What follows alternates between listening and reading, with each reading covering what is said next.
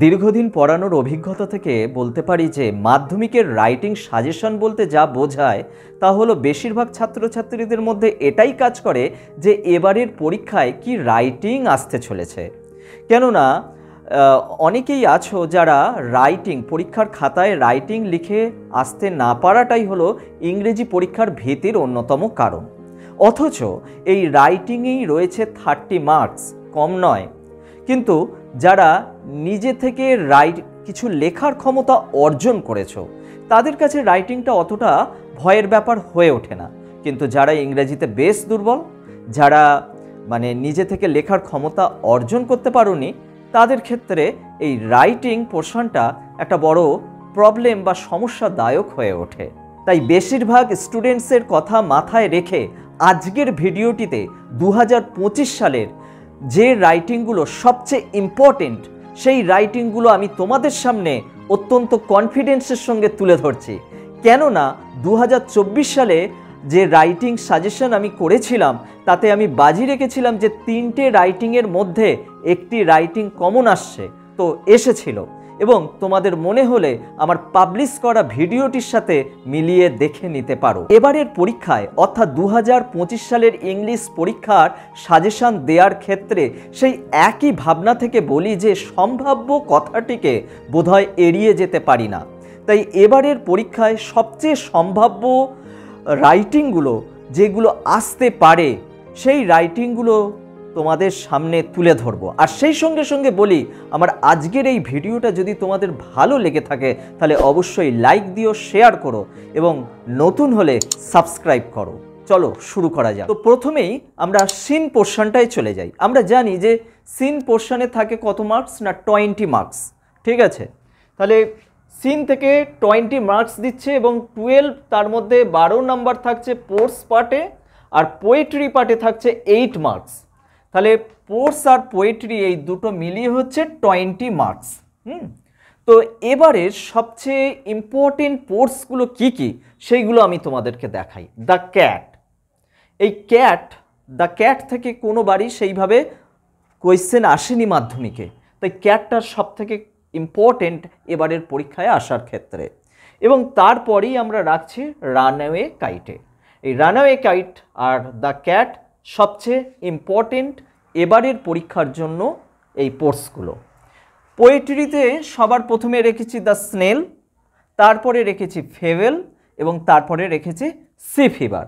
বিভিন্ন ধরনের question bank, test paper এইগুলোকে নিয়ে এই পোর্সগুলো এবং পোয়েট্রিগুলোর question answer, true false, complete the sentence এইগুলোকে বেশি বেশি করে প্র্যাকটিস করে রাখো এবং বিভিন্ন ধরনের কোয়েশ্চেনের তোমরা সম্মুখীন হও এবং অ্যান্সার করবার চেষ্টা করো। তাহলে এইগুলো একেবারেই তোমাদের খুব সহজ হয়ে যাবে, কোনো চিন্তা থাকবে না। এরপর আমরা চলে আসি আনসিন পোর্শনে। আমরা জানি যে আনসিন থেকেও 20 মার্কস থাকছে। কীরকম সেটা আমি তোমাদেরকে বোর্ডে দেখিয়ে দিই। যে দেখো, আনসিন থেকে থাকছে 20 মার্কস, 12 + 8। এমনিতে কোয়েশ্চেন অ্যান্সার বা ট্রু ফলস ইত্যাদি নিয়ে তোমার 12 মার্কস থাকবে বা 12 নাম্বার থাকবে। আর 8 মার্কস কোথা থেকে থাকবে না, 8 মার্কস থাকবে তোমার ভোকাবুলারি পার্টে। অর্থাৎ যেখান থেকে আনসিন থেকে সেম ওয়ার্ড বা মিনিংটাকে খুঁজে নিতে হয়।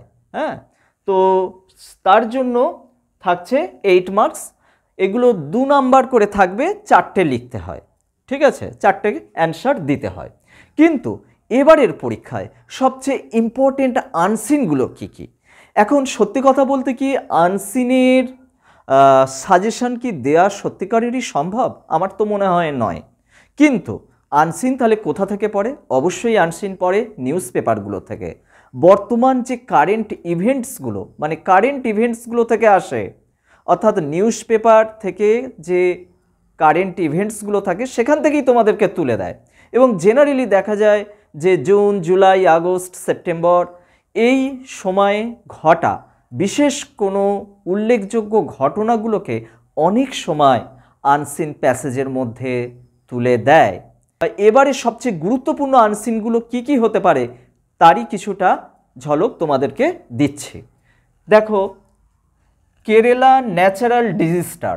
আমরা জানি যে কেরালাতে একটা প্রাকৃতিক দুর্যোগ ঘটে গিয়েছিল এবং সেই দুর্যোগটা আমরা বিভিন্ন টিভিতে দেখেছি, নিউজ পেপারে পড়েছি। কেরালার ওয়েনাড বলে যে জেলা ছিল সেই জেলার এই ঘটনাটা।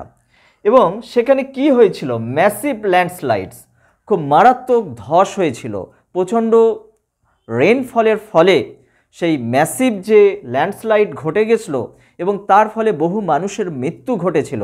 কাছাকাছি এই কেরালা ন্যাচারাল ডিজাস্টার তোমাদের আনসিন হিসাবে এবছর আসার খুব সম্ভাবনা, আনসিন প্যাসেজ হিসাবে আসার।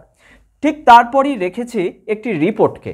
এই রিপোর্টটাও ঠিক ওই সময় করে ঘটেছিল, অর্থাৎ জুন জুলাই আগস্ট এই সময় করেই ঘটেছিল। আমরা জানি যে কাঞ্চনজঙ্ঘা বা জলপাইগুড়িতে একটা ট্রেন অ্যাক্সিডেন্ট ঘটেছিল। এই ট্রেন অ্যাক্সিডেন্টটাকে তোমাদের রিপোর্ট আকারে তুলে দিতে পারে আনসিন প্যাসেজে।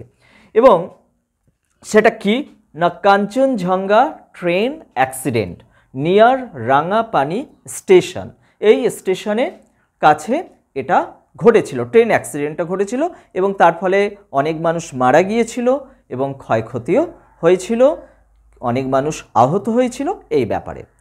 আর আরেকটি আনসিন প্যাসেজ তোমাদের রেখেছি, কারণ তোমরা জানবে যে এবারে একটা অলিম্পিক গেমস হয়ে গেছে, যেটা প্যারিস অলিম্পিক গেমস, এবং সেখানে এই মনু ভাকের বলে একজন আছেন, মনু ভাকের, যিনি প্রথম মহিলা শুটার হিসাবে 2টো ব্রোঞ্জ পদক পেয়েছিল।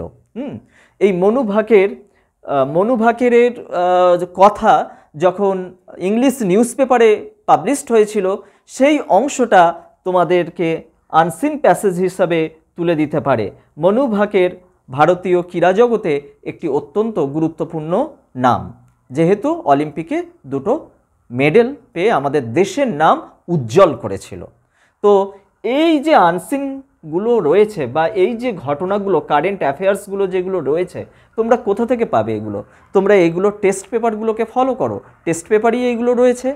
অথবা তোমরা বিষয়টাকে পাওয়ার জন্য বিভিন্ন নেট থেকে সার্চ করে নাও, ঘটনাগুলোর সম্বন্ধে ওয়াকিবহাল থাকো, তাহলেই হয়তো তোমরা এই আনসিনগুলো পেয়ে যেতে পারো। এবারে চলে আসি সবচেয়ে প্রতীক্ষিত বিষয়টিতে, সেটা হচ্ছে রাইটিং সাজেশন। তো জানো রাইটিংয়ে 30 মার্কস আছে। তো এবারের পরীক্ষায় অর্থাৎ 2025 সালের ইংরেজি পরীক্ষায় কি রাইটিং সব থেকে ইম্পর্টেন্ট না, সব থেকে ইম্পর্টেন্ট হচ্ছে প্যারাগ্রাফ রাইটিং, স্টোরি রাইটিং আর লেটার রাইটিং। প্যারাগ্রাফ রাইটিংয়ের মধ্যে 3টে পার্ট রয়েছে, সেইগুলো প্যারাগ্রাফ আকারে এসে যেতে পারে। তার মধ্যে একটা হচ্ছে বায়োগ্রাফি, সেটা প্যারাগ্রাফ হিসেবে দিতে পারে। আরেকটা হতে পারে প্রসেসিং বা প্রিপারেশন রাইটিং, সেটাও প্যারাগ্রাফ হিসেবে দিতে পারে।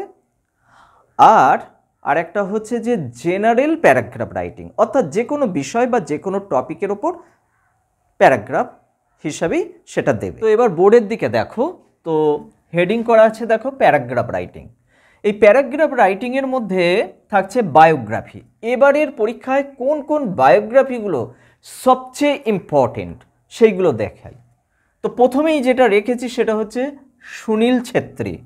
ভারতীয় ফুটবলের কিংবদন্তি হলো এই সুনীল ছেত্রী। আমরা জানি এবছর ইন্টারন্যাশনাল ফুটবল থেকে তিনি অবসর নিয়েছেন এই সুনীল ছেত্রী। তো সুনীল ছেত্রীকে প্রথমে রেখেছি বায়োগ্রাফি হিসাবে। তারপরে আছে রোহিত শর্মা। রোহিত শর্মা অত্যন্ত ইম্পর্টেন্ট, কেননা T20 বিশ্বকাপের ক্ষেত্রে একটা বড় ভূমিকা নিয়েছিলেন রোহিত শর্মা। মাইকেল মধুসূদন দত্ত এবং তারপর থাকছে রতন টাটা। তাহলে এই 4টে বায়োগ্রাফি অত্যন্ত ইম্পর্টেন্ট। এই 4টে বায়োগ্রাফি বারবার বলে দিলাম যে অত্যন্ত ইম্পর্টেন্ট এবং আসার প্রবল সম্ভাবনা। ঠিক তারপরেই চলে যাই প্রসেসিং বা প্রিপারেশন রাইটিংয়ে। আমি কি প্রিপারেশন রাইটিং এবারের পরীক্ষার জন্য রেখেছি সেটা হচ্ছে দেখো, প্রথমেই স্কুল ম্যাগাজিন, অর্থাৎ একটা স্কুল ম্যাগাজিনকে কিভাবে তৈরি করা হয়, কিভাবে লেখা থেকে, প্রিন্টিং থেকে, এই সমস্ত পাবলিশ থেকে এই যে বিষয়গুলো কিভাবে হয়, সেটাই হচ্ছে school magazine processing. Formation of rain বা ওয়াটার সাইকেল, দুটো বিষয় একই, অর্থাৎ ওয়াটার সাইকেল জলচক্রের যে ব্যাপারটা থাকছে, building construction, paper making, mustard oil, how bread is prepared, কিভাবে রুটি তৈরি হয়, এই হাউ ব্রেড ইজ মেড এটাও ভীষণ ইম্পর্টেন্ট এবারের পরীক্ষার জন্য। তো এরপর যে বিষয়ে চলে যাব সেটা হচ্ছে যে জেনারেল প্যারাগ্রাফ রাইটিং, সেটাই তোমাদেরকে দেখাই। জেনারেল প্যারাগ্রাফ রাইটিংগুলোর মধ্যে যে বিষয়গুলো রয়েছে সেইগুলোকে তোমাদেরকে দেখাই। দেখো জেনারেল প্যারাগ্রাফ, তো সেখানে আমি রেখেছি visit to a historical place, মানে একটা ঐতিহাসিক স্থানে ভ্রমণ, অথবা এইভাবেও আসতে পারে যে travelling as a part of education, ঠিক আছে। তারপর যেটা থাকছে সেটা হচ্ছে ট্রি প্ল্যান্টেশন প্রোগ্রাম, বৃক্ষরোপণ উৎসব আর কি বা অনুষ্ঠান।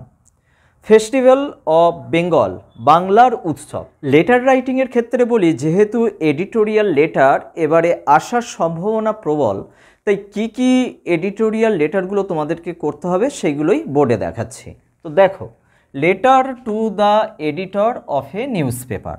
তো এই যে এডিটোরিয়াল পার্ট রয়েছে এখানে এই লেটারগুলোকে তোমরা ভালো করে দেখে যাও। যেমন অ্যাবাউট রিকলেস ড্রাইভিং, ঠিক আছে। তো রিকলেস ড্রাইভিং বা ঝুঁকিপূর্ণ যে গাড়ি চালনা করা সেইটার ব্যাপারে অ্যাবাউট রিকলেস ড্রাইভিং।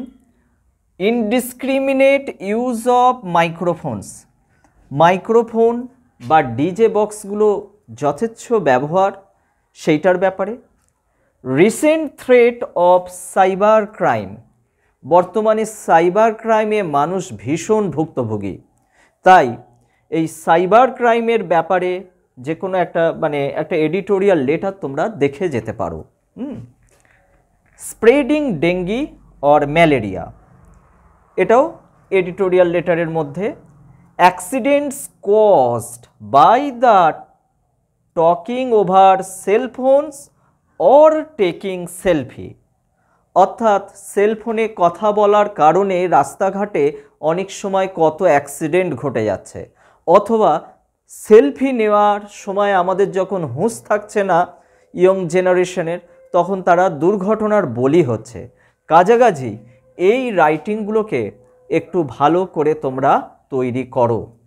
আচ্ছা, এরপর চলে আসি সেটা হচ্ছে লেটার টু দ্য হেডমাস্টার, স্কুলের প্রধান শিক্ষক মহাশয়কে অ্যাপ্লিকেশন। তো সেখানে কি বলা হচ্ছে, about organisation and educational trip of historical interest, অর্থাৎ স্কুলের হেডমাস্টারকে একটা লেটার লেখা হচ্ছে বা অ্যাপ্লিকেশন লেখা হচ্ছে যাতে একটা শিক্ষণীয় ভ্রমণ, ঐতিহাসিক স্থানে একটা শিক্ষণীয় ভ্রমণের ব্যাপারে যাতে তিনি আয়োজন করেন বা আয়োজনের ব্যবস্থা করেন সেই বিষয়ে। আর এই ধরনের একটা লেটার, অর্থাৎ অফিসিয়াল লেটার বা ফর্মাল লেটার যেটাকে বলে, সেই ধরনের লেটার এই কিছু করে রেখো। আর একটা কি, যে letter to the manager of A bank, ব্যাংকের ম্যানেজারকে একটি চিঠি লেখো। কিসের ব্যাপারে? To open A savings account, অর্থাৎ একটা সেভিংস অ্যাকাউন্ট তুমি খুলতে চাও সেই বিষয়ে, অথবা এডুকেশন লোনের ব্যাপারে ব্যাংকের ম্যানেজারকে এই লেটার লেখা হচ্ছে। তো এই হচ্ছে লেটারগুলো তোমাদের সাজেশনে রাখা হয়েছে। তো এরপর যে বিষয় চলে যাব সেটা হচ্ছে স্টোরি রাইটিং। স্টোরি রাইটিংয়ের ক্ষেত্রে যে বিষয়টা বলি তা হলো নিজের ভাষায় পাস্ট টেন্সে, সিম্পল পাস্ট টেন্সে অথবা পাস্ট কন্টিনিউয়াস টেন্স ইউজ করে যদি নিজে থেকে ছোট ছোট বাক্য বা সেন্টেন্স দিয়ে তোমরা যদি স্টোরিটাকে লিখতে পারো তাহলে তার মতো বোধহয় ভালো আর কিছু হয় না। আর আরেকটা বিষয় হচ্ছে যে এই জগতে যে কত ধরনের গল্প রয়েছে, স্টোরি রাইটিংয়ের সাজেশন সত্যিই কি দেয়া সম্ভব? কত রকমভাবে কত কিছু গল্প বানানো যায় অথবা কত রকম গল্প রয়েছে। কিন্তু একটা কথা হচ্ছে, প্রত্যেকটা গল্পের কিন্তু একটা করে মরাল থাকবে, অর্থাৎ তোমাদের যে স্টোরি রাইটিং দেয়া হবে সেটা মরাল স্টোরি রাইটিং। এবং এক্ষেত্রে স্টোরি রাইটিংগুলোকে দুভাগে ভাগ করা যেতে পারে। একটাকে বলা হয় কিছু ট্র্যাডিশনাল গল্প রয়েছে, যেমন ঈশপের গল্পগুলো, এবং সেগুলোর নীতিকথা রয়েছে, সেই ধরনের কিছু স্টোরি দিলে মানে আসে অনেক সময় পরীক্ষায়। আবার কিছু রিয়েল লাইফের ওপর কিছু স্টোরি দিতে পারে, অনেক কিছু গল্প একটা তৈরি করে দিয়ে এবং সেই গল্পের কোনো না কোনো একটা নীতিশিক্ষা তৈরি করে দিয়ে স্টোরি রাইটিং দিতে পারে। এখন কথা হচ্ছে তার মধ্যে থেকে আমি সবথেকে যে স্টোরিগুলো এবারের পরীক্ষায় ইম্পর্টেন্ট সেইগুলোই আমি তোমাদেরকে দেখাচ্ছি। তো এই স্টোরিগুলো তোমরা খুব ভালো করে করে রেখো। তো বলছে প্রথমেই যেটা রয়েছে, an English soldier and a bird. এই স্টোরিটা ভীষণ ইম্পর্টেন্ট এবং খুব ভালো একটা গল্প। তো an English soldier and a bird. ঠিক তারপরেই নাম্বার 2-এ যেটা রেখেছি, Lord Buddha and a widow. এই গল্পগুলো আমাদের অনেকেরই চেনা জানা, অথবা বিভিন্ন বই থেকে তোমরা কালেকশন করে নিতে পারো বা নেট থেকেও কালেকশন করে নিতে পারো। তো তারপরে দেখো, a blind woman and a doctor. এক অন্ধ মহিলা এবং একজন ডাক্তারের যে বিখ্যাত একটি গল্প রয়েছে, সেই গল্পটা। নাম্বার 4-এ রয়েছে king Robert Bruce and the spider. খুব বিখ্যাত একটি গল্প, এই রাজা রবার্ট ব্রুস আর মাকড়সার সেই যে গল্পটি। নাম্বার 5-এ যেটা রেখেছি সেটা হচ্ছে এ কাটম্যান অ্যান্ড দ্য গড। অর্থাৎ একজন গাড়োয়ান এবং গড বা হারকিউলিস বা শক্তির যে দেবতা, সেই বিষয়ে যে একটি সুন্দর গল্প রয়েছে, সেই গল্পটা এ কাটম্যান অ্যান্ড দ্য গড। তারপরে কি না, কিং সলোমনস উইজডম। রাজা সলোমনের যে জ্ঞান বা বুদ্ধি, সেই স্টোরিটাকে করে রাখবে। আর নাম্বার 6-এর পর হচ্ছে 7। নাম্বার 7-এ যেটা রেখেছি সেটা হচ্ছে এ ফিশারম্যান অ্যান্ড হিজ বোট। একজন জেলে এবং তার নৌকা। আর সব শেষে যে স্টোরিটা সেটা হলো two friends and the owner of a garden. তো এই যে স্টোরিগুলো খুব ভালো করে তোমরা দেখে যাও। আর সবশেষে সমস্ত মাধ্যমিক পরীক্ষার্থীদের উদ্দেশ্যে জানাই best of luck. Thank you for watching this video.